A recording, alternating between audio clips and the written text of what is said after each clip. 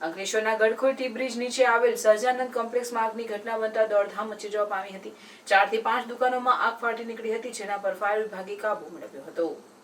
અંકલેશ્વરમાં ફરી એકવાર આગનો બનાવ બનતા દોડધામ મચી જવા પામી હતી। અંકલેશ્વરના ગડખોલ પાટિયા વિસ્તારમાં ટી બ્રિજ નીચે આવેલ સહજાનંદ કોમ્પ્લેક્સમાં મોડી રાત્રિના સમયે અચાનક જ ભીષણ આગ ફાટી નીકળી હતી। એક દુકાનમાં આગ ફાટી નીકળેલી આગે વિકરાળ સ્વરૂપ ધારણ કરતા અન્ય 3 થી 4 જેવી દુકાનો પણ આગની ચપેટમાં આવી ગઈ હતી।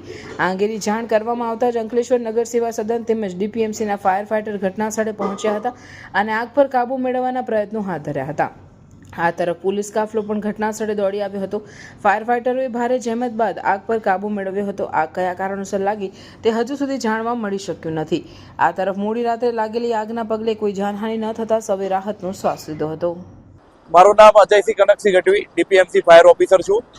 અમને અંદાજે 1 વાગ્યાને આજુબાજુ ફાયર કોલ આવ્યો હતો કે ગડખોલ પાટિયા પાસે એક સજાનંદ કોમ્પ્લેક્સ નામના એમાં આગ લાગી હતી અને અહીંયા આવીને જોતા સમગ્ર કોમ્પ્લેક્સમાં આગ પસરી ગઈ હતી।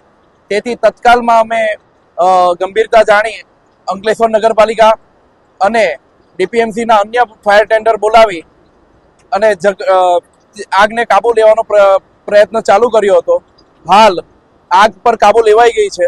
અંદાજિત 350 જેટલા એસી, 100ની આજુબાજુ ફ્રીજ, 180ની આજુબાજુ એલઈડી, અંદાજિત એટલું નુકસાન હાલ થયેલ છે અને નુકસાનની ગંભીરતા અત્યારે જોઈ અને પછી અન્ય માહિતી આપવામાં આવશે। અંદાજિત અમારે 5 થી 6 ફાયર ફાઈટર આવ્યા છે। કોમ્પ્લેક્સની અંદર ફાયર લાઈન કે ફાયરની સુવિધા હતી ખરી? કોઈ પણ પ્રકારની ફાયર એક્સટિંગ્વિશર મીડિયાથી લઈને કોઈ પણ પ્રકારનું ફાયરની લાઈન હતી નહીં। અગાઉ એક આગની મોટી ઘટના બની છે અંસાર માર્કેટમાં, એવી રીતના જોવા જઈએ તો જેડીસીમાં પણ અનેક કોમ્પ્લેક્સ આવેલા છે જ્યાં ટ્યુશન ક્લાસીસ હોય, અનેક ક્લાસીસ હોય, ત્યાં પણ આવી ફાયર એનઓસી નથી હોતી, તો તેના વિશે શું કહેશો? એ વિષય ઉપર તપાસ આરએફઓ સાહેબ કરે છે અને તેના ઉપર વહેલી તકે આરએફઓ સાહેબ નિર્ણય લેશે, યોગ્ય નિર્ણય લેશે। આવા તો અનેક કેટલા કોમ્પ્લેક્સ છે, તો આરએફઓ સાહેબે આજ સુધી કેમ કાર્યવાહી ન કરી? એ જેઆઈડીસીની અંદર આવતું હોય છે, જેથી જેઆઈડીસી અને આરએફઓ સાહેબ એના ઉપર યોગ્ય નિર્ણય લેશે।